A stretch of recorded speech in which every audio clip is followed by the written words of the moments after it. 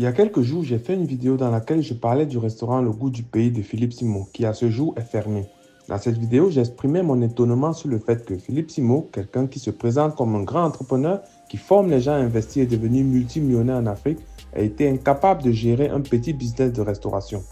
J'ai eu plein de commentaires qui disaient que je ne suis qu'un jaloux, un aigri, et que, en fait, ce n'est pas grave si Philippe Simon a échoué dans ce business, que c'est des choses qui arrivent quand on est entrepreneur.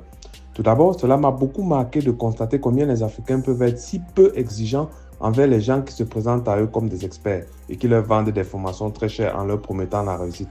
Par la suite, je me suis dit, ok, admettons que Philippe Simon ait échoué dans son business de restaurant et que ce ne soit qu'une simple erreur de parcours.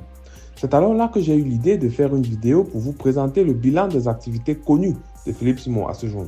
Donc, dans cette vidéo, je vais tout simplement lister les entreprises ouvertes par Philippe Simon en Afrique et qui sont connues du grand public depuis au moins un an.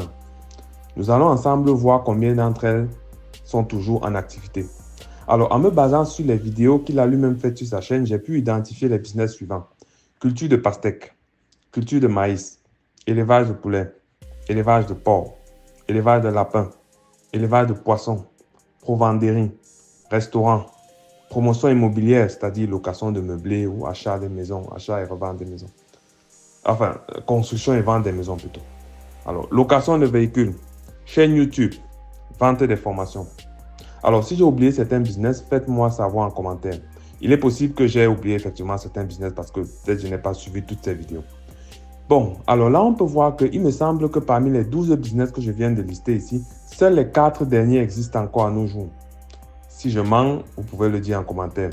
Les 2 derniers étant des activités en ligne, normalement on devrait les exclure de la liste parce que je voudrais me focaliser sur les activités physiques. Donc, sur les 10 business physiques restants, on peut dire que seuls 2 existent à ce jour. Il s'agit du business de promotion immobilière et celui de location de véhicules.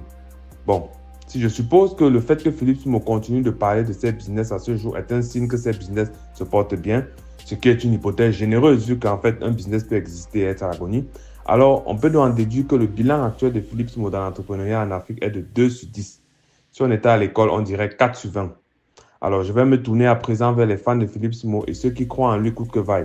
Avec ce que je viens de montrer, veuillez m'expliquer en commentaire pourquoi vous continuez à penser que Philippe Simon est un entrepreneur crédible qui a le droit de vendre des formations très chères à des Africains en leur promettant qu'ils vont réussir et devenir millionnaires en Afrique.